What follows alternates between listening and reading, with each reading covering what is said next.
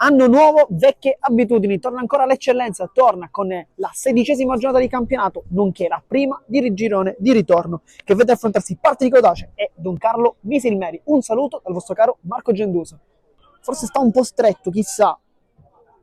Palla molto complicata, infatti Caronia la capisce, Caronia per Mistretta la pianta, Caronia va giù ed è calcio di rigore, subito fallo di Cosentino, cartellino giallo ed è tiro dal dischetto, va dal dischetto, Mistretta non sbaglia, da centrale, va benissimo così, la sblocca il Partinico Dace che fa anche il primo gol del 2026 non soltanto per la propria società ma anche del campionato di eccellenza Girone A 1-0.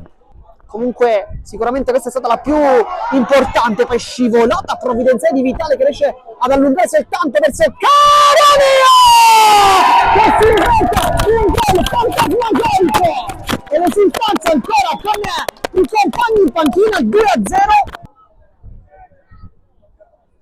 Ruffino va a lungo, allontana proprio la difesa, poi conclusione forte, anche poco precisa da parte di Santiago Sanz.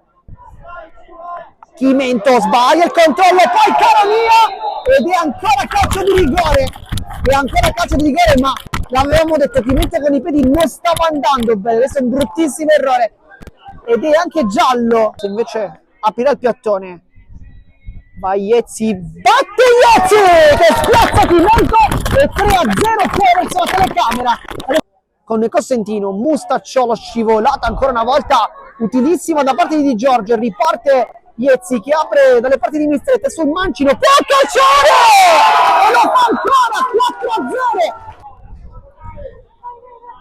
Iezzi, apertura, Mistretta che calcia ancora! Non ci va bene qualsiasi cosa al Partinico Dace!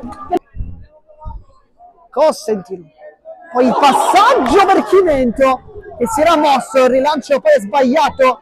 Iezzi entra dentro la rigore, appoggia Mistretta, la contro la mancino 6-0, ma il Misilmeri oggi veramente non c'è poker.